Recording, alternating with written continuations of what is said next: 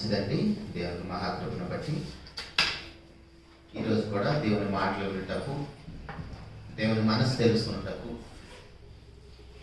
దేవుని పిల్లలుగా మనం బ్రతుకుటకు దేవుడు మనందరికీ అనుగ్రహించిన మంచి తరుణాన్ని బట్టి తండ్రి అయిన దేవునికి ప్రభువైన యేసుక్రీస్తు వారి పేరిట నాకు స్తుతులు స్తోత్రాలు తెలియజేస్తున్నానండి. మీ అందరూ కూడా ప్రత్యేకంగా వందనాలు తెలియజేస్తున్నాను.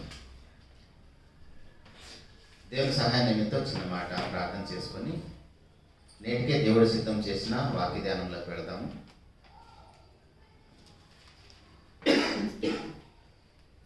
దానికంటే ముందుగా వాక్య పట్టణంగా మత్తయి సువార్త 4వ అధ్యాయము 1 నుంచి 10వ వచనం వరకు చదువుకుందాం. మత్తయి సువార్త 4వ అధ్యాయము 1 నుంచి 10వ వచనం వరకు. అప్పుడు యేసు అపవాది చేత శోధించబడ్డకు ఆత్మ వలన అరణ్యముకు కొనుక్కోబడెను. 40 దినములు 40 రాత్రులు ఉపవాసం ఉండిన పిమ్మట ఆయన ఆకలి కొనగా ఆ శోధకుడు ఆయన యొద్దకు వచ్చి, నీవు దేవుని కుమారుడవైతే ఈ రాళ్ళు రొట్టెలగినట్లు ఆజ్ఞాపించమనడు. అందుకు ఆయన, మనుషుడు రొట్టె వలన మాత్రం కాదు కానీ దేవుని నోట నుంచి వచ్చు ప్రతి మాట వలన జీవించునని వ్రాయబడి ఉన్నదనను. అంతటా అపవాది మరలా శుద్ధపట్నముకు ఆయన తీసుకొని పోయి దేవాలయం శిఖరమును ఆయన నిలవబెట్టి, నీవు దేవుని కుమారుడవైతే క్రిందికి దూకుము, ఆయన నిన్ను గూర్చి తన దూతలకు ఆజ్ఞాపించును, నీ పాదము ఎప్పుడు రాతికి తగలకుండా వారిని నిన్ను చేతులతో ఎత్తుకొందురు అని వ్రాయబడి ఉన్నదని అతనితో చెప్పాను. అందుకు యేసు, ప్రభువైన నీ దేవుణ్ణి నీవు శోధింపవలదని మరి ఒక చోట రాయబడి ఉన్నదని వారితో చెప్పాను. మరలా అపవాది మిగుల ఎత్తైన ఒక కొండ మీదకి ఆయన తోడుకొని పోయి ఈ లోక రాజ్యములన్నిటినీ వాటి మహిమను ఆయనకు చూపి, నీవు సాగిలపడి నాకు నమస్కారం చేసిన ఎడల వీటన్నిటిని నీకు ఇచ్చేదనని ఆయనతో చెప్పగా. ప్రార్థన చేసుకున్నాను. మహోన్నతుడా, మహాపరిశుద్ధుడా, జీవం కలిగిన మా నాయన, స్తోత్రం తండ్రి.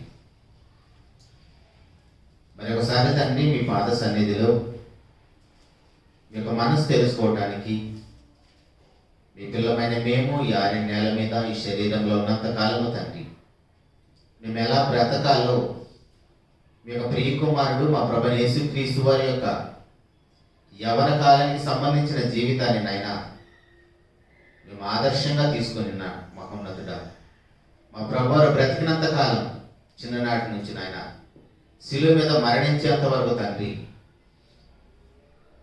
ఎంత పరిశుద్ధమైన జీవితాన్ని జీవించి సకల మనుషులకు నాయన మాదిరికరంగా ఉన్నాడు. ఆ మాటలనైనా మేము ధ్యానించినవి ఉండగా ప్రతి మాటను మాకు అర్థం చేయించండి తండ్రి. వాక్యం మీద ఆసక్తితో మీ సన్నిధికి వచ్చిన మీ పిల్లలందరిని బట్టి కూడా స్తోత్రం నాయన. అల్పుడైన నేను మీ పిల్లలతో మీ మాటలు పంచుకోవడానికి నిలబడి ఉండగా మంచి వాక్యతను అనుగ్రహించండి. గొప్పవైన మీ మాటలు ఎంతో గొప్పగా మీ సర్వ సమాజానికి వివరించడానికి కృపను అనుగ్రహించమని, ఈ కార్యక్రమం అంతానైనా మీకు మహిమకరంగా, మా ఆత్మ రక్షణకరంగా మీరే దీవించి ఫలింపచేయమని మీకు ప్రియకుమారుడు మా ప్రభువైన యేసుక్రీస్తు వారి ఘనమైన పరిశుద్ధమైన నామములోనే ప్రార్థించి అడిగి వేడుకొనుచున్నాము తండ్రి. ప్రభునందు ప్రియమైన దేవుని వల్లారా, సమాజంలో మనము ప్రతి చోట ప్రతి సందర్భంలో కూడా ఎవరినో ఒకరిని మాదిరి తీసుకుంటూ ఉంటాం. మనకి చిన్ననాటి నుంచి మన పేరెంట్స్ మనకి ఎక్కువ విషయాల్లో మాదిరిగా ఉంటారు, అమ్మ నాన్న కూడా. దాని తర్వాత మన బంధువులు స్నేహితుల్లో కూడా అక్కడక్కడ తరచు మన ఇంటికి వస్తున్న వాళ్ళని చూసి ఏదో ఒక విషయాలు వాళ్ళు చూసి మనం నేర్చుకుంటూ ఉంటాం. అలాగనే మన చదువుల్లో కూడా మనకి ఎవరొకరు మాదిరి ఉంటారు. ఈ విషయాలన్నీ ఒక వ్యక్తి అయితే, మన ప్రభువైన యేసుక్రీస్తు వారు మన అందరికీ, సర్వ మానవాళికి చిన్ననాటి నుంచి కూడా ఆయన శిలువ మీద చనిపోయేంత వరకు ప్రతి వయసులోను, ప్రతి సందర్భంలోను, ప్రతి మాటలోను, ప్రతి నడవడికలోను, అన్ని విషయాల్లో మనకు మాదిరి. నిజానికి ప్రభువైన యేసుక్రీస్తు వారు ఆయన సంపూర్ణ దేవుడు, సంపూర్ణ మానవుడు. ఈరోజు మనం సంపూర్ణ మానవుడైన ప్రభువైన యేసుక్రీస్తు వారి గురించి కొన్ని విషయాలు మనం ఆలోచిస్తున్నప్పుడు మన చేతిలో ఉన్న పరిశుద్ధ గ్రంథాన్ని ప్రతిరోజు మనం చదువుతున్నప్పుడు నేను నమ్ముకున్న నా దేవుడు, నా కోసం ప్రాణం పెట్టిన నా ప్రియుడు ఇంత గొప్పవాడా, ఇంత పరిశుద్ధుడా, ఇంత ప్రేమ కలిగిన వాడా అన్న విషయం మనకు అర్థమవుతుంది. అది తెలిసినప్పుడే ఆయన మీద మనం సంపూర్ణంగా ఆనుకొని నడవగలం. ఆయన గురించి మనకు సంపూర్ణంగా తెలియకపోతే మన జీవితంలో ఎప్పుడు ఏదో ఒక లోటు ఉంటూనే ఉంటుంది. ఆయన ఎప్పుడైతే మనకి సంపూర్ణంగా అర్థమవుతాడో ఇక మన జీవితంలో మనకి వెలితి అనేది ఉండదు. మన జీవితాన్ని సంపూర్ణంగా నింపగలిగింది ప్రభువైన యేసుక్రీస్తు వారు మాత్రమే. సర్వసాధారణంగా మనం అందరం కూడా ఏదో ఒక విషయాల్లో లోటుగా ఫీల్ అవుతాం, ఏదో కొరతగా ఫీల్ అవుతూ ఉంటాం. కానీ ఎప్పుడైతే ప్రభువుని మనము రుచి చూచి ఎరుగుతామో, సంపూర్ణంగా అర్థం చేసుకుంటాము, ఆయన ఎంత గొప్పవాడో మనకు అర్థమైనప్పుడు ఆటోమేటిక్గా ఆయన మీద మనకి ఆరాధన భావం అనేది వస్తుంది. అఫ్కోర్స్ కొంతమంది సమాజంలో ఇదే బైబిల్ పట్టుకొని యేసు ప్రభువుని ఆరాధించకూడదు అనేవాళ్ళు కూడా ఉన్నారు. ఇప్పుడు మనం వాళ్ళ గురించి పట్టించుకొని టైం వేస్ట్ చేసుకోవాల్సిన అవసరం లేదు. కానీ క్రికెటర్స్ మనకు తెలుసు కదా,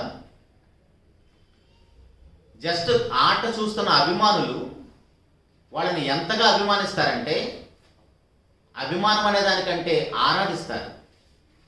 క్రికెట్ దేవుడు అంటారు.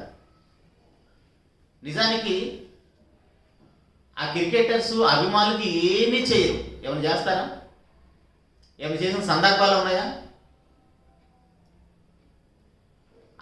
అలాగనే సినిమా వాళ్ళు కూడా, సినిమా హీరోలు కూడా, ఇక రాజకీయ నాయకులు అంటే అడప దడప అక్కడక్కడ ఏదో ఒకటి చేస్తూ ఉంటారు.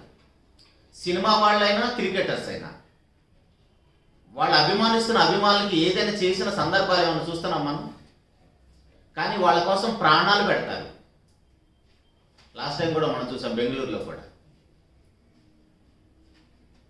వాళ్ళకున్న ఆరాధన భావంతో వాళ్ళ కోసం ఏదైనా చేస్తారు, అవసరమైతే ప్రాణాలు తీస్తారు, వీళ్ళ ప్రాణాలు కూడా అర్పిస్తున్నారు. ఎందుకంటే వాళ్ళ అభిమాన వ్యక్తి వాళ్ళ మనసులో అంత గొప్పగా వాళ్ళకి అర్థమయ్యాడు. సో ఆ వ్యక్తి కోసం వాళ్ళు ఏదైనా చేస్తారు. ఆఫ్టర్ ఆల్ నరమాత్రులైన మనుషుల కోసమే వాళ్ళు ఇంత చేస్తున్నప్పుడు సృష్టిని కలిగించిన సృష్టికర్త నరమాత్రుడిగా మనలాంటి రక్త మాంసంలో భూమి మీదకి వచ్చి మనము జీవిస్తున్న ఈ ఆరి నేల మీద మనం పీల్చిన గాలిని పీలుస్తూ మనతో పాటు బ్రతికిన ఆ ప్రభువైన యేసుక్రీస్తు వారి గురించి మనకి ఎంతవరకు తెలిసింది? ఆయన గురించి మనం తెలుసుకోలేకపోతున్నాం కాబట్టే మన జీవితాల్లో లోటు కనపడుతుంది. ఇక్కడ మనం చదువుకున్న వాక్య భాగంలో ప్రభువైన యేసుక్రీస్తు వారి దగ్గరికి శోధకుడు వచ్చి ఆయన 40 దినములు 40 రాత్రులు ఉపవాసం ఉన్న తర్వాత ఆ శోధకుడు ఆయన వద్దకు వచ్చేసి ఏమని మాట్లాడుతున్నాడంటే,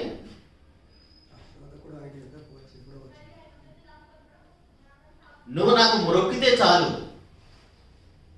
నువ్వు నాకు సాగిలి పడితే చాలు,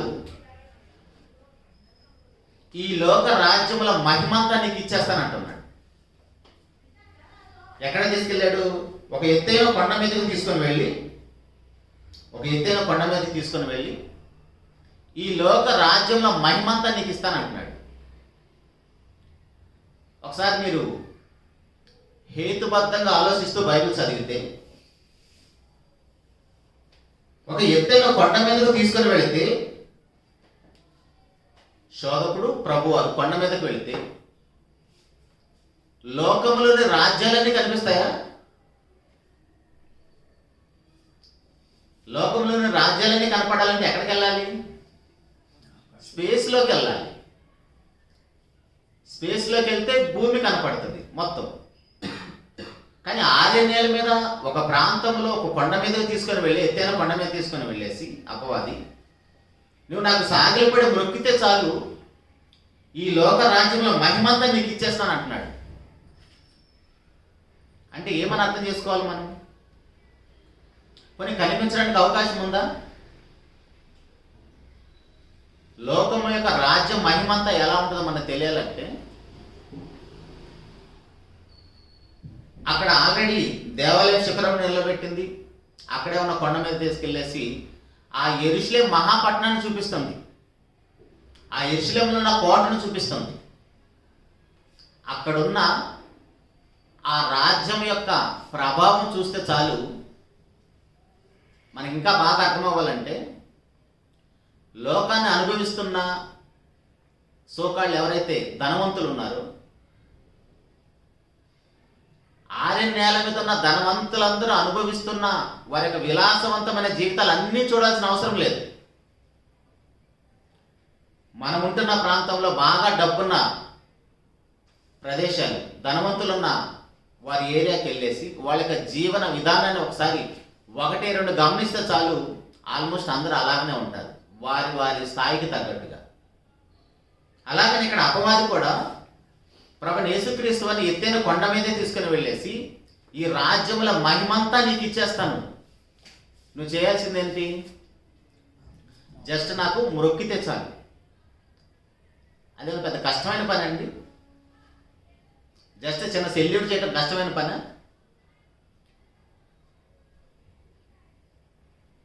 తాగుబోతులు రాజకీయ నాయకులు ఎవరైనా వచ్చినప్పుడు అడిగిన అడగకపోయినా ఎన్నిసార్లు సెల్యూట్ చేస్తారండి? ఎందుకు? వాళ్ళు ఎన్నిసార్లు సెల్యూట్ చేస్తే వాళ్ళకి సంబంధించిన తాయిలాలు దొరుకుతాయి. అదేవిధంగా మన ఊరికి కూడా ఎవరైనా ధనవంతులు వస్తే, గొప్పవాళ్ళు వస్తే, ఆల్రెడీ మన ఊర్లో ఉండిపోయిన వాళ్ళు వస్తే, తాగుబోతులు వాళ్ళ చుట్టూనే తిరుగుతూ ఉంటారు. అడిగినా అడగకపోయినా వాళ్ళకి విషయం చెప్తూ ఉంటారు, నమస్తే పెడుతూ ఉంటారు. దేనికోసం? వారు ఆశిస్తున్నది ఏదో దొరుకుతుందని. అలాగే ఇక్కడ ప్రభువైన యేసుక్రీస్తు వారిని అపవాదం చేయమంటుంది, జస్ట్ నాకు సెల్యూట్ చేయి చాలు, ఈ లోక రాజ్యంలో మహిమంతా నీకు ఇచ్చేస్తాను అంటున్నాడు. అలాగనే ప్రతి మనిషి దగ్గరికి వస్తాడు అపవాది. ఇప్పుడు ఈ లోక రాజ్యంలో మహిమ అంటే మనకు తెలియాలంటే అక్కడేమీ లేదు, కానీ ఏ యెరూషలేమునైతే చూపిస్తుందో అపవాది, ఆ యెరూషలేములో ఆ కుర్చీ కోసం, ఆ సింహాసనం కోసం జరిగిన హత్యలు, కుట్రలు, కుతంత్రాలు అవన్నీ మనకు తెలిస్తే వీలైతే అన్నగారి ద్వారా కూడా మనం ఆ రాజుల చరిత్ర అంతా కూడా, మొట్టమొదటి రాజు ఎవరండి ఇశ్రాయేలు జనాంగానికి? సౌలు రాజు గారు. సౌలు రాజు గారి దగ్గర నుంచి మొదలుకొని ఆ సింహాసనం యొక్క వ్యసనం, ఆ సింహాసనం యొక్క పిచ్చి, దానికోసం చిన్నలు, పెద్దలు, స్త్రీలు, పురుషులు అనే భేదం లేకుండా, అన్నదమ్ములు, తల్లి తండ్రి అనే భేదం లేకుండా ఎంత ఘోరమైన వధ జరిగిందో కూడా మనకు తెలుస్తుంది. సౌలు రాజును కూడా దేవుడు పిలిచి సింహాసనం మీద కూర్చోబెట్టిన 2 సంవత్సరాలకే ఎన్నో తప్పులు చేశాడు. ఆయన చేసిన తప్పును పట్టేసి ఇక సింహాసనం మీద నువ్వు కూర్చోడానికి వీల్లేదు, నీ స్థానంలో వేరే వాళ్ళని కూర్చోబెడతానని చెప్పినప్పుడు ఆ వచ్చే వ్యక్తి ఎవరు? ఆ సింహాసనం మీద అతను కూర్చోడానికి ఇష్టం లేక ఆయన పరిపాలన చేసిన 40 సంవత్సరాలు అయితే 2 సంవత్సరాలు ప్రశాంతంగా పరిపాలన చేశాడేమో, మిగిలిన 38 సంవత్సరాలు దావీదు గారిని చంపటం కోసమే సింహాసనం మీద కూర్చున్నాడు. ఎందుకు సింహాసనాన్ని విడిచిపెట్టడానికి ఇష్టం లేదు? సింహాసనం అంటే ఏంటో మనకు తెలిస్తే,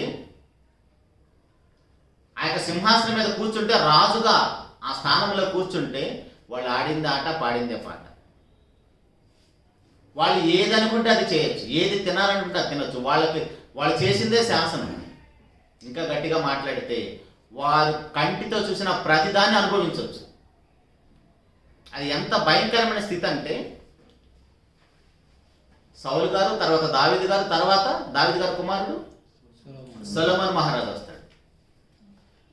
ఆ రాజ్యం కోసం సొలొమోను మహారాజు చేసిన, ఎందుకంటే ఈయన మహా జ్ఞానవంతుడు కదా, మిగిలిన వాళ్ళందరూ అయితే కత్తి యుద్ధాలు చేశారు, కనబడ్డ వాళ్ళందరూ చంపుకుంటూ పోయారు.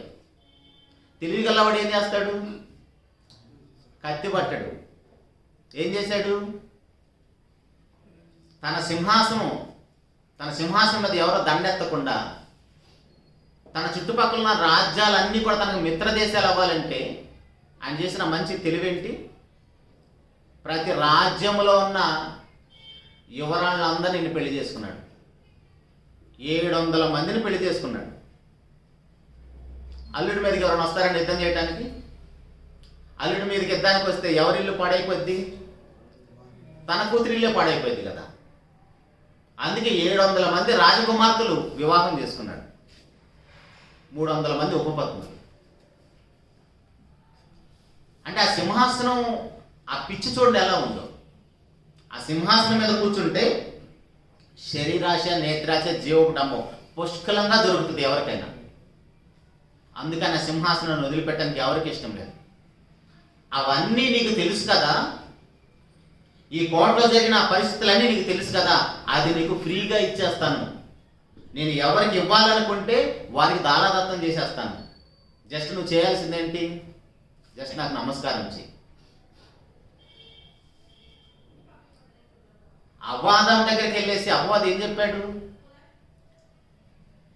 మీరు దేవతలు అయిపోతారన్నాడు. దేవతలు అయిపోతున్నారంటే ఎంత గొప్పవాళ్ళు అయిపోతున్నారు అనుకున్నారో మరి, ఏమో వాళ్ళు తెలియదు, కానీ దానికి సరెండర్ అయిపోయారు. అలా ఏదేని తోట మొదలుకొని ప్రభువైన యేసుక్రీస్తు వారి వరకు అపవాది ఎవరి దగ్గరికి వెళ్ళేసి ఈ అస్త్రాలు ప్రయోగిస్తే ఆ అస్త్రాలుగా పడని మానవుడు లేడు. ఏంటి అస్త్రాలు? శరీరాశ, నేత్రాశ, జీవకుటంబం. అవి ఎక్కడుంటాయి? మన దగ్గరే ఉంటాయి. అపవాది యొక్క ఆయుధశాల మనమే.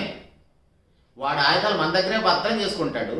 అవసరం వచ్చినప్పుడల్లా మన దగ్గర ఉన్న ఆయుధాలని మన మీదే ప్రయోగిస్తాడు. సో ఏదైనా తోట మొదలుకొని ప్రతి వారు దాని బారిన పడ్డ వాళ్ళే మొట్టమొదటిసారిగా ప్రభువైన యేసుక్రీస్తు వారి యొక్క అది బెడిసికొట్టింది. తిరస్కారం ఎదురైంది. నిజానికి మనం ఆలోచన చేస్తే ప్రభువైన యేసుక్రీస్తు వారు ఎంత గొప్పవాడో మనకు తెలియాలంటే,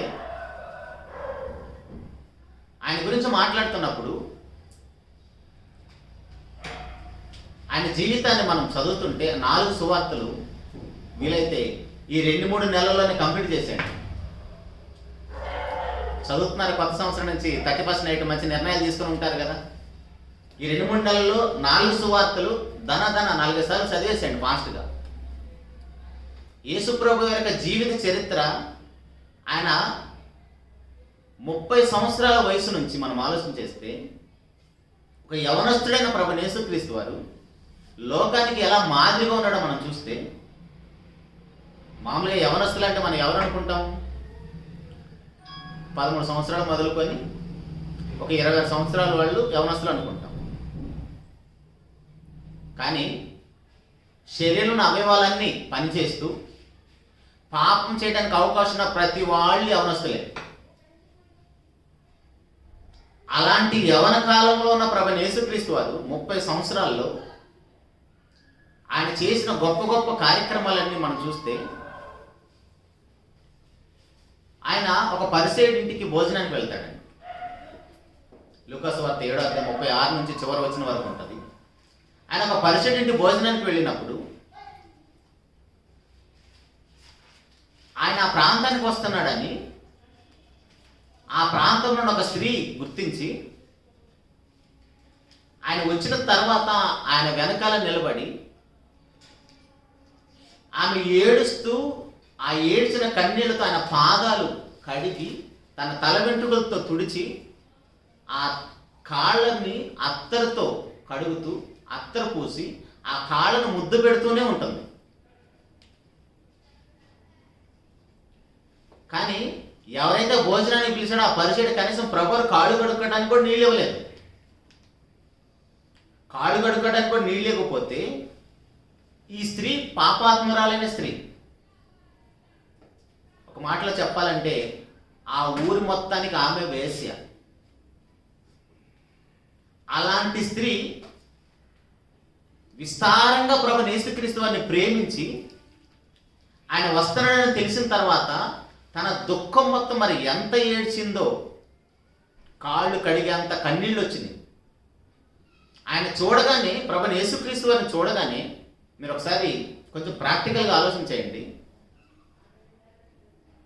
అలా వ్యభిచారం చేస్తున్న స్త్రీలైనా పురుషులైనా తన ఎదుటి వాళ్ళు ఎలా చూస్తారు? ఏ ఆలోచనతో చూస్తారు?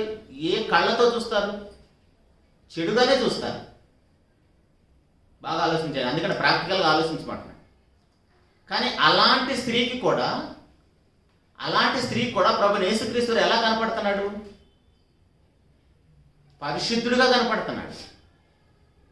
ఆయన దగ్గరికి వెళ్ళేసి ఆయన పాదాలు ముద్దు పెట్టుకుంటే చాలు, నా జీవితం ధన్యమైపోతుందని, నా యొక్క పాప జీవితం అంతా కూడా ఆయన స్వస్థపరుస్తాడని, పవిత్రపరుస్తాడని, నన్ను పునీతుని చేస్తాడని ఆ తల్లి వెళ్ళి ఆయన పాదాల మీద పడి ముద్దు పెట్టుకుంటూనే ఉంటుంది. కానీ పక్కనున్న ఆయన ఏమనుకుంటున్నాడంటే, నిజంగా ఆయన ప్రవక్త అయితే ఈమె ఎలాంటిదో గుర్తించడా? మన క్యారెక్టర్ కూడా ఈ క్యారెక్టర్ ఏమంది. అసలు ఇలాంటి వాళ్ళని నేను తాకను, ఇలాంటి వాళ్ళతో నేను సహవాసమే చేయను, ఇలాంటి వాళ్ళ నేను కూడా నా మీద పడినేనని మనము కొంచెం గొప్పలు పోతాం. ఒకసారి ఆయన ప్రేమ మనకు అర్థమైతే, ప్రభువైన యేసుక్రీస్తు వారు మనుషుల్ని ఎలా చూస్తున్నాడు, ఆయన ఆలోచన విధానం ఎలా ఉంది, ఆయన నడక ఎలా ఉంది, ఆయన క్రియలు ఎలా ఉండే మనం ఆలోచన చేస్తే, మత్తయి సువార్త 5వ అధ్యాయంలో 12వ వచనంలో 27వ వచనం,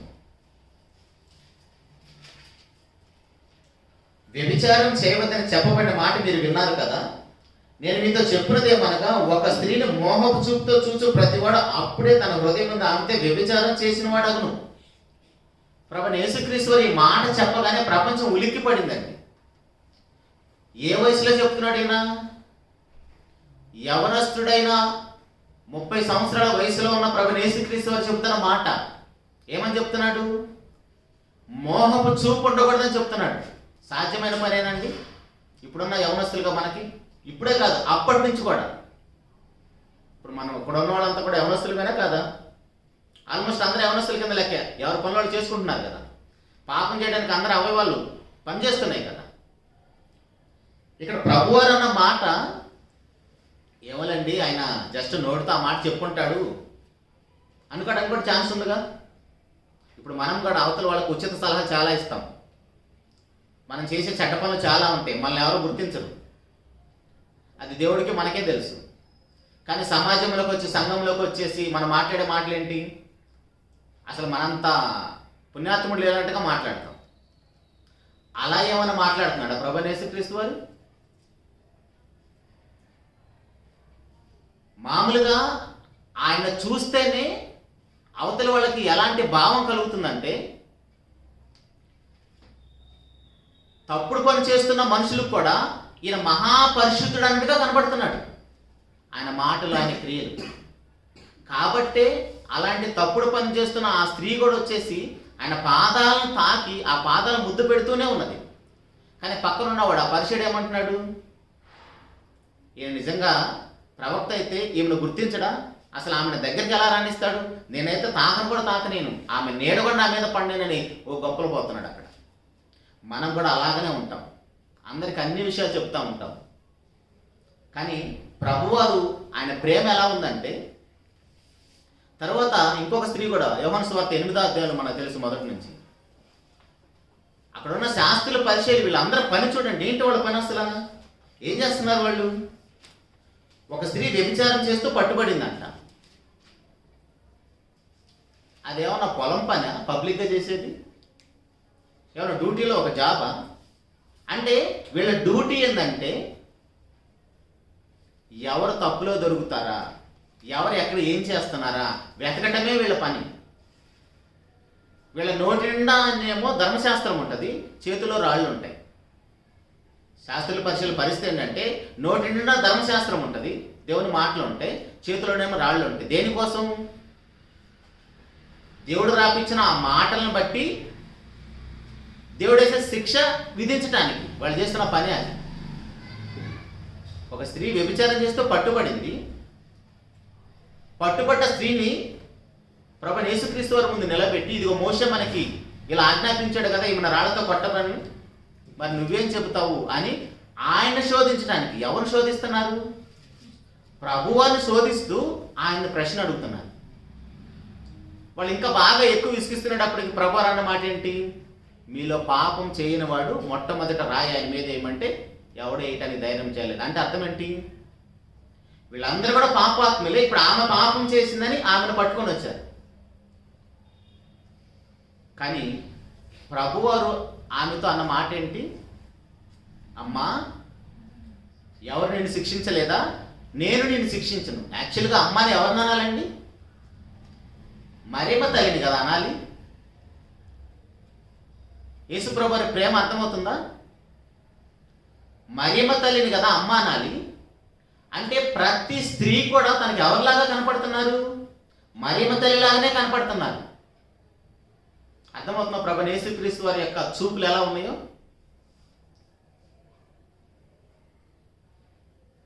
ఇప్పుడు మనకు తెలుసు గౌతమ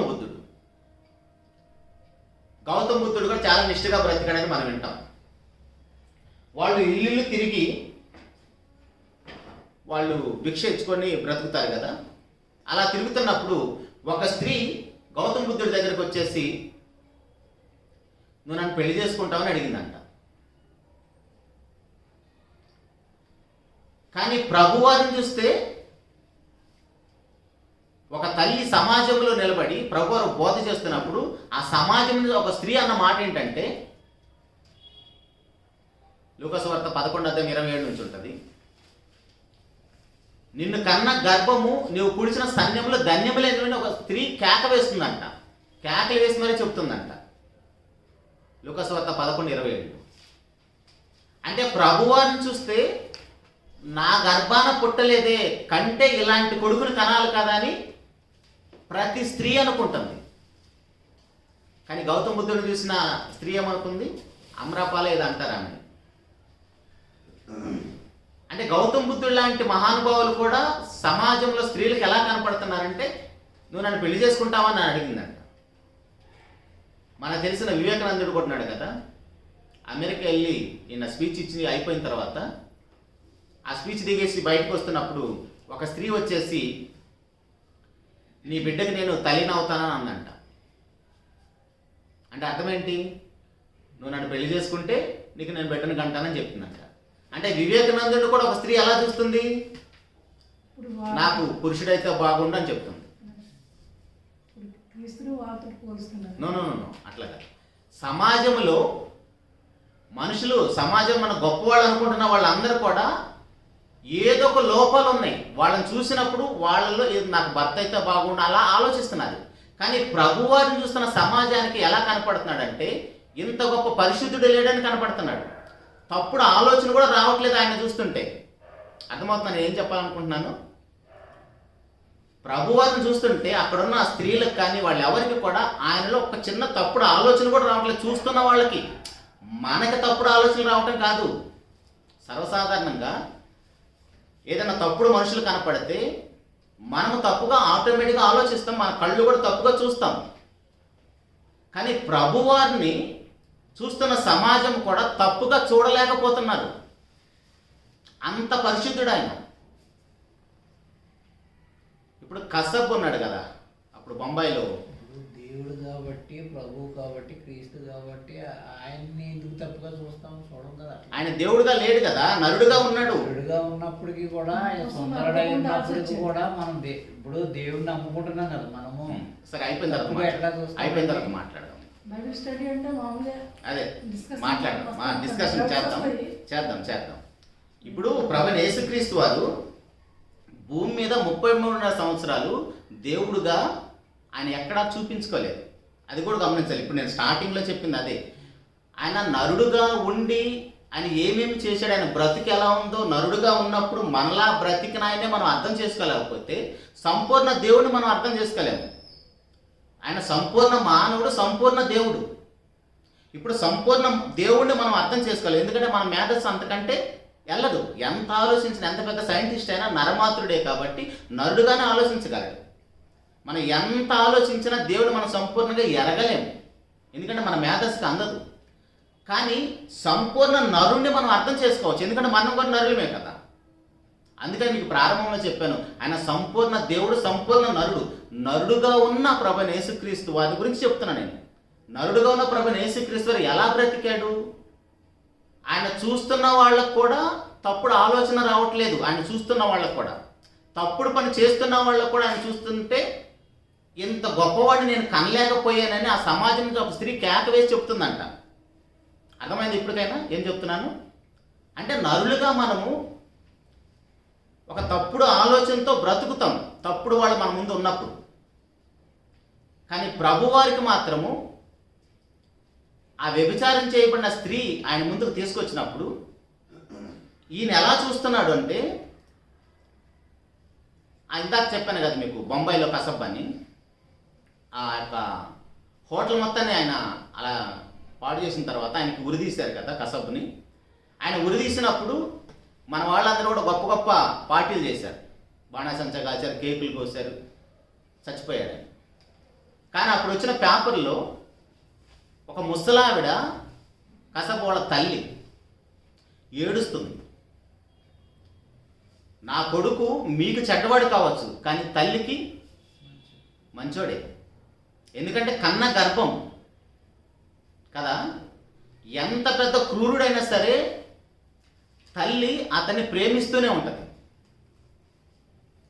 ఇప్పుడు మన గర్భాన పుట్టిన పిల్లలు అశుద్ధంలో పడినా బురదలో పడినా తల్లి శుభ్రంగా కడిగి ఎత్తుకొని ముద్దు పెట్టుకుంటుంది.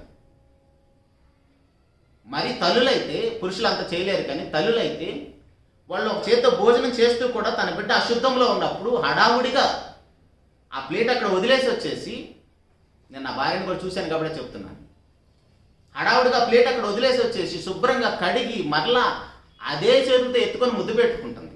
ఎందుకు? తన ప్రాణం. ఇప్పుడు ఎలాగైతే ఈ తల్లి ప్రేమను చూసామో, ప్రభువైన యేసుక్రీస్తు వారి ప్రేమ ఎలా ఉందంటే, అలాంటి స్త్రీ కూడా ఎలాంటి పాపాత్మురాలైనా సరే ఆమెను హక్కును చేర్చుకొని అమ్మా అని పిలుస్తున్నాడు. అంటే తనకు అపవిత్ర మొత్తాన్ని అది చూడలేదు అసలు ఆయన, ఎందుకంటే ఈయన రక్తం కాస్తే అదంతా పోతుంది, తన మాట మాత్రం సెలవిస్తే ఆ అపవిత్రంతా పోతుంది. ఎలా చూస్తున్నాడు? స్త్రీనైనా పురుషునైనా, తప్పుడు పని చేస్తున్న వాళ్ళైనా సరే ప్రభువారు అమ్మలాగా చూస్తున్నాడు. అర్థమవుతుందండి ప్రభువారి మనసు? అలాగనే ఒక తల్లి కూడా తన బిడ్డ ఎంత చెడిపోయిన వాడైనా సరే తన కన్న పేగు ఆ బిడ్డను మార్చుకోవటం కోసం ఎలాగైతే ఆశిస్తుందో, ప్రభువైన యేసుక్రీస్తు వారు కూడా సకల మనుషులందరూ కూడా ఆయన వల్లే పరిశుద్ధులుగా బ్రతకాలని, వాళ్ళు ఎలాంటి వాళ్ళైనా సరే అమ్మా అని పిలిచాడు. ఎంత గొప్ప మనసో చూడండి. ఊరికే మనము ఎన్నో మాటలు వినేసి, ఎన్నో రిఫరెన్సులు, ఎన్నో వాక్యాలు విన్నంత మాత్రాన ఆయన జీవితాన్ని మనం ఆదర్శంగా తీసుకోలేకపోతే, మనం ఎన్ని మాటలు విన్నా, ఎన్ని ప్రసంగాలు చేసినా కూడా మన జీవితానికి ఉపయోగం లేదు. ఇక్కడ ప్రభువైన యేసుక్రీస్తు అనే శోధకుడు ఆయన యొద్దకు వచ్చేసి, ఈ లోకంలో రాజ్యాలకు మహిమంతా నీకు ఇచ్చేస్తానంటే అసలు కలుగజేసిందే ఆయన. ఇది నాకు అప్పగించబడింది. కానీ మన పరిస్థితులు ఎలా ఉంటాయంటే, ఆ శోధకుడు ఆదాం మొదలుకొని ప్రభువైన యేసుక్రీస్తు వరకు నేడు నీ దగ్గరికి, నా దగ్గర కూడా వస్తూనే ఉన్నాడు. కానీ మనము ప్రతి చిన్నదానికి టెంప్ట్ అయిపోతాం, ప్రతి చిన్నదానికి శోధనలో పడిపోతాం. కానీ ఈయన శోధన చూడండి, 40 దినాలు రాత్రి పగళ్ళు ఏమీ తినకపోయినా సరే మన అవసరాన్ని గుర్తించి, ఆ అవసరం ఉన్నప్పుడు అపవాది ఎంటర్ అయ్యి మన అవసరాన్నే మన ముందు పెట్టేసి మనల్ని శోధనలో పడేస్తాడు. మనకి ఏదైతే బాగా అవసరమో దాన్నే చూపించి మన శోధనలో పడేస్తాడు. కానీ అక్కడ కూడా నిలబడి మనం దేవుని మీద వేడుకోవాలి, లేదు యేసుప్రభు యొక్క జీవితాన్ని ఆదర్శంగా పెట్టుకొని ఇలాంటి పీక్ సమయంలో కూడా నువ్వు పాపంలో పడిపోకుండా ఉండొచ్చని నన్నే చూడండి అంటాడు. అందుకే మన హెబ్రీ పత్రిక 11వ అధ్యాయం మొత్తం విశ్వాస వీరులు ఉంటారు. కానీ ఎవరిని మాదిరిగా పెట్టుకోమంటున్నాడు? 12వ అధ్యాయం మొదటి వచనాన్ని, విశ్వాసంలో కర్త ఆయన వైపే చూడండి అంటున్నాడు. మిగిలిన 11వ అధ్యాయంలో ఉన్న మనుషుల వైపు చూస్తే వాళ్ళు ఏదో ఒక చోట పడిపోయిన వాళ్ళు. కానీ ఈయన మాత్రం ఎక్కడ పడిపోవటానికి అవకాశం లేదు. ఈయన ఆశ్రయిస్తున్నాం. అందుకని ఇందాక మనం మాట్లాడుకున్నట్టుగా మనలో ఉన్న లోటు కంప్లీట్ అవ్వాలంటే, ఫుల్ఫిల్ అవ్వాలంటే ఈయన మనం సంపూర్ణంగా ఎరిగి ఉంటే మాత్రం ఖచ్చితంగా మన జీవితానికి లోటు ఉండదండి. ఏ వయసులో ఇవన్నీ చెప్తున్నాడు ఆయన? 30 సంవత్సరాల వయసులో ఉన్నాయి. రోమపత్రిక 5వ అధ్యాయంలో 6-7 వచనాలు మనం చూస్తే, అంటే యవనస్తులుగా మనం ఏమనుకుంటామంటే ప్రతి చిన్నదానికి పాపంలో పడిపోతాం. కానీ యవనస్తులుగా ఉన్నప్పుడే మనం ఎంత స్ట్రాంగ్గా ఉంటామో చూడండి. వీలైతే యవనస్తుల పాఠం ఇంకోటి మరలా కూడా విందాం. ఇప్పుడు ప్రభువైన యేసుక్రీస్తు వారి గురించి మాట్లాడుకుంటున్నాం. రోమపత్రిక 5వ అధ్యాయము 6-7 వచనాలు చదువుకుందాం. ఎలయనగా మన ఇంకా బలహీనమై ఉండగా క్రీస్తు యుక్త కాలమున భక్తిహీనుల కొరకు చనిపోయింది. నీతిమంతుని కొరకు సహితము ఒకడు చనిపోవుట అరుదు. మంచివాని కొరకు ఎవడైనా ఒకవేళ చనిపోయే తెగింపవచ్చును. అయితే దేవుడు మన ఎడల తన ప్రేమను వెల్లడిపరుచుచున్నాడు. ఎట్లనగా మనం ఇంకనూ పాపులమై ఉండగానే క్రీస్తు మన కొరకు చనిపోయాడు. చూడండి, ఒక యవనస్తుడు 33 సంవత్సరాల వయసులో ఉండి పాపుల కోసం చనిపోవటం, ఆ శిక్ష అనుభవించటం, ఆయన 12వ ఏట నుంచి కూడా దేవుని మీద తిరుగుబాటు చేయటం. కానీ చూడండి, తల్లిదండ్రుల మీద మనం ప్రతి విషయంలో తిరుగుబాటు చేస్తూ ఉంటాం. కొద్దిగా మనకి 10th క్లాస్ అయిపోతే ఇంటర్మీడియట్కి వచ్చామంటే పేరెంట్స్ మనకి పెద్ద శత్రువులు అయిపోతారు. మీకేం తెలియదు, నోరు మూసుకుని అంటాం, మనం ఏదో పెద్దవాళ్ళు అయిపోయినట్టుగా. కానీ ఈయన 12వ ఏట నుంచి కూడా, నరమాతుడుగా ఉన్న ప్రభువైన యేసుక్రీస్తు వారు 12వ ఏట నుంచి కూడా దేవుని పని మీద ఉండాలనే ఉన్నది ఆయన ఆలోచన అంతా కూడా. పోనీ intermediate age, degree age, PG age, ఏ ఏజ్కి వచ్చినా సరే ఎక్కడైనా పాపం చేసినట్టు కనపడుతున్నాడా? ఆయన వేసిన సవాల్ నేటికి అలాగనే ఉంది. నాలో పాపం ఉన్నదని నిరూపించగలరా? ఎవరితో చెప్పాడు ఈ మాట? ఇందా చూసాం కదా, శాస్త్రుల పరిచయం 8వ అధ్యాయంలో.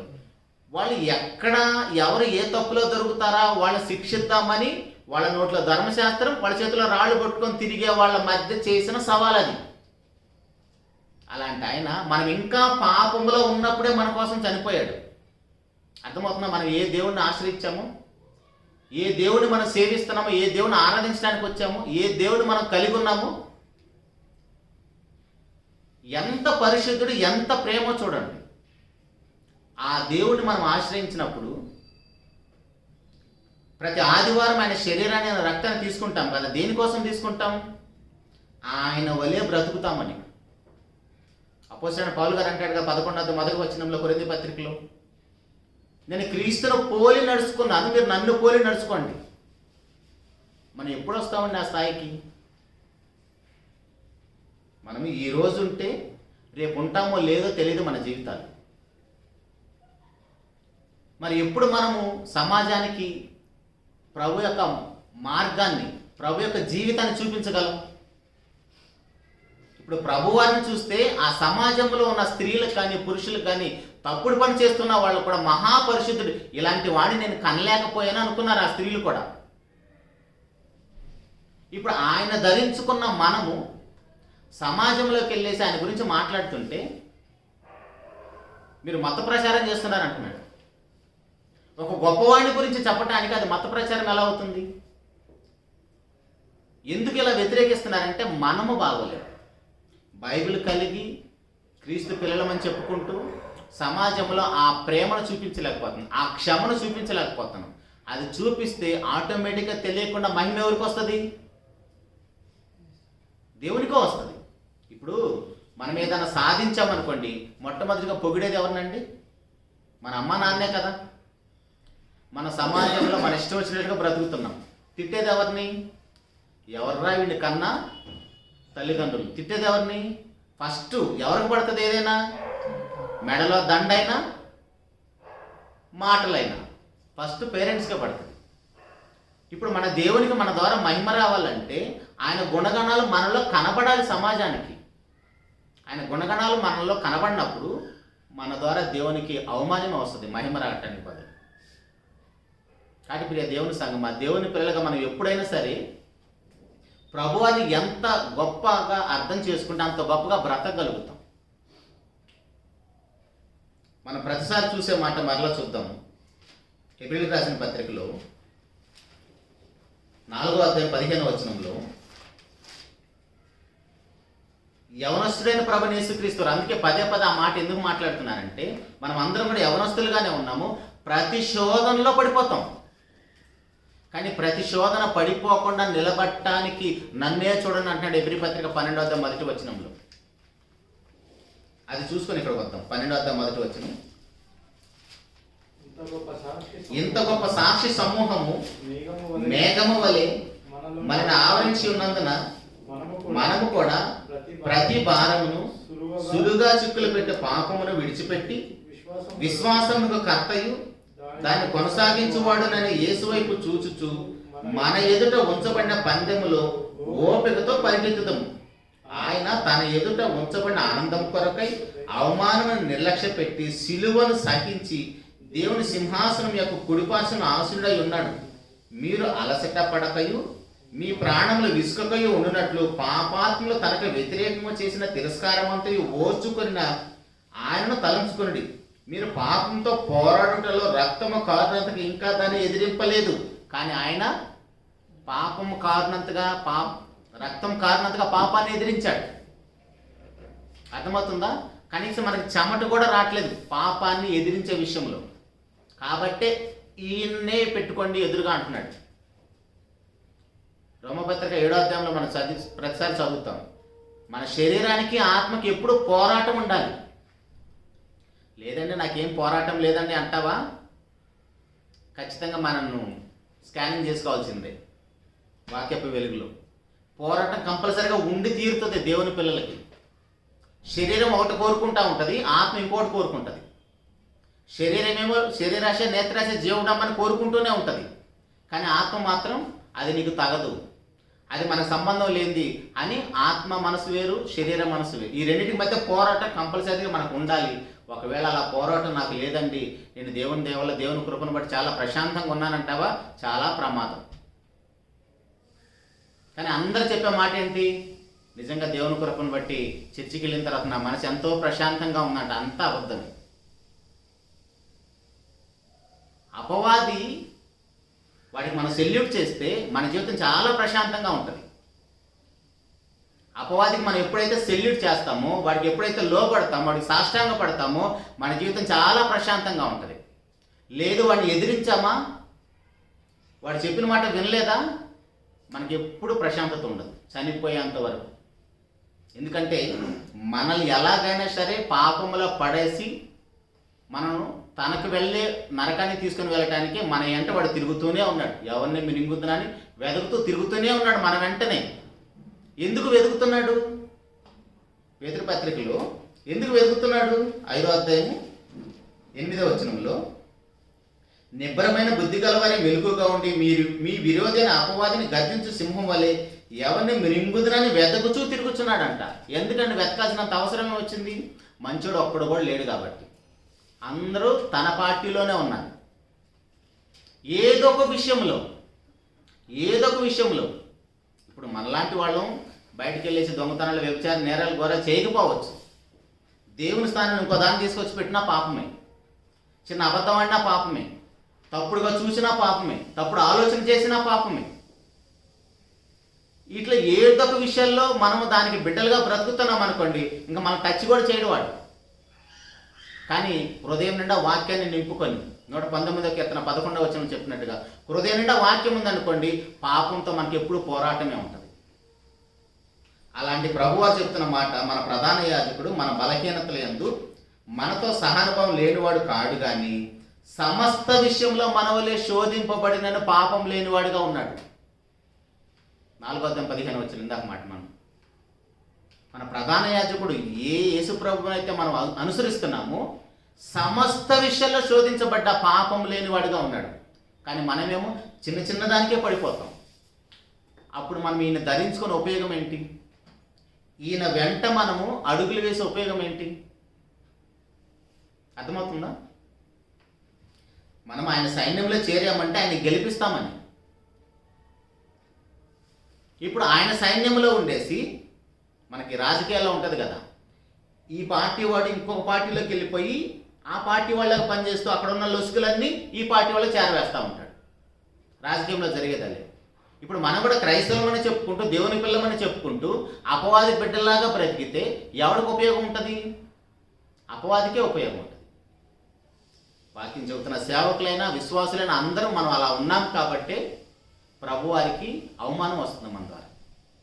కాబట్టి ప్రియ దేవుని సంగమా, సంఘంలో ఉన్న, సమాజంలో ఉన్న, మన ఉద్యోగ వ్యాపారాలు ఎక్కడున్నా సరే, మన ప్రభువైన యేసుక్రీస్తు ఎలాగైతే సమస్త విషయాల్లో శోధించబడిన పాపం లేనివాడిగా ఉన్నాడో అలా ఉండటానికి మనం ప్రయత్నం చేయాలి. అలా ఉంటామనే మనం బాప్తిసం పొందినప్పుడు పరిశుద్ధాత్మను మనకు అనుగ్రహిస్తాడు.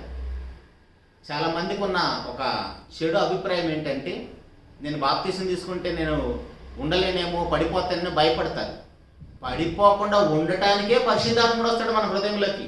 నువ్వు ఒంటరిగా పరిశుద్ధిగా బ్రతకలేము. పాపం చాలామంది ఈ విషయం తెలియక 60 సంవత్సరాలు 70 సంవత్సరాలు వచ్చినా సరే బాప్తిసం తీసుకుని భయపడతారు. అమ్మ నేను ఏదైనా పడిపోతానేమోనని. రీసెంట్గా నేను కూడా ఒక 65 సంవత్సరాల వయసున్న పెద్దంతా కూడా మాట్లాడా, బావవుతాడు నాకు. బైబిల్ చదువుతూ వస్తున్నానరా, చాలా వడ్డీకి అయిపోయింది, ఇప్పుడు దినవృత్తాంతాల గ్రంథంలో ఉన్నానని చెప్తున్నాడు. మన ఊరు వెళ్ళినప్పుడు చెప్పాను, చదువుతున్నాను అన్నాడు. మరి బాప్తిసం ఎప్పుడు తీసుకుంటున్నారు బావ అంటే, ఏమోరా ఇంకా నిలబడతానో లేదో అంటున్నాడు. అంటే ఏంటి వాళ్ళ భయం? పాపం అక్కడున్న సేవకులు కూడా ఎలా మాట్లాడతారంటే, మీరు బాప్తిసం తీసుకుంటే అలా ఉండాలి ఇలా ఉండాలని భయపెట్టేస్తున్నారు వాళ్ళలో. దానికి వాళ్ళు బాప్తిసం తీసుకుని భయపడిపోతున్నారు. మనం ఎప్పుడైతే బాప్తిసం పొందితే మనలోనికి పరిశుద్ధాత్మ దేవుడు వస్తాడు. ఆయన మనం చేయబట్టుకొని మన పరిశుద్ధులుగా బ్రతికించి ఎలా ప్రార్థన చేయాలో, ఎలా వాక్యం చదవాలి, సత్క్రియలు ఎలా చేయాలో, మనం పరలోకానికి ఎలా నడవాలో అన్నీ నేర్పుతాడు ఆయన. ఇప్పుడు ఆయన లేకుండా మనం పరిశుద్ధులుగా బ్రతకలేము. కాబట్టి ప్రియ దేవుని సంగమా, ప్రభువైన యేసుక్రీస్తు ఎలాగైతే యవనస్తుడిగా ఉండి సమస్త విషయాల్లో మనకు మాదిరిగా ఉన్నాడు, ఆయన మనకు మాదిరిగా ఉండటం మాత్రమే కాదు, ఆయన్ని చూసిన సమాజం కూడా ఆయన్ని ఏలెత్తి చూపించలేకపోయింది. అలా మనం కూడా బ్రతకాలని, అలాంటి కృప తండ్రి అయిన దేవుడు మనందరికీ అనుగ్రహించాలని మనస్ఫూర్తిగా కోరుకుంటూ ఈ మాటలు ముగిస్తున్నానండి. చిన్న మాట ప్రార్థన చేసుకుందాం. మహోన్నతుడా, జీవం కలిగిన మా నాయన, స్తోత్రం తండ్రి. ఇంతవరకు మమ్మల్ని అందరినీ ప్రేమించి మీ కృపలో భద్రపరిచి మా ప్రభువారు, మా నాథుడు నాయన, ఆయన శరీరంలో యవనస్తుడుగా ఉండి ఆయన శిలువ మరణం పొందేంత వరకు కూడా తండ్రి మాకు ఎంత మాదిరికరమైన జీవితాన్ని చూపించాడు. ఆయన బ్రతికాడు. ఆ మాటలు వింటున్నాం, ధ్యానిస్తున్నాం. ఆయన జీవితాన్ని తండ్రి మేము ఎంతో పఠనిస్తున్నాం, కానీ మా బ్రతుకులు అలా మారలేకపోతున్నాయి తండ్రి. దయతో క్షమించండి నాయన. అల్పులమైన మేము మీ మాటలు వినుటకు ప్రకటించడానికి కూడా అర్హత లేని వాళ్ళు, అయినా మీరు మమ్మల్ని కనికరించారు. మీరు మమ్మల్ని ఎంతగా ప్రేమిస్తున్నారంటే, మేము పాపం అనే ఊబిలో చిక్కుకుపోయినా కూడా నాయన మమ్మల్ని మీరు లేవనెత్తి పవిత్రపరిచి పరిశుద్ధపరిచి మీ బిడ్డలుగా చేసుకున్నావయ్యా. బట్టి స్తోత్రం తండ్రి. ఇంకా మీ బిడ్డలు అనేక మంది నాయన ఇంకా లోకంలోనే ఉన్నారు తండ్రి. ఆల్రెడీ సంఘం బిడ్డలుగా చేర్చబడ్డ మేము కూడా పరిపూర్ణంగా అయ్యేంత వరకు మీ చిత్తమైతే అవకాశాన్ని కల్పించండి తండ్రి. ఆయుష్ను ఆరోగ్యాన్ని ఇవ్వండి తండ్రి.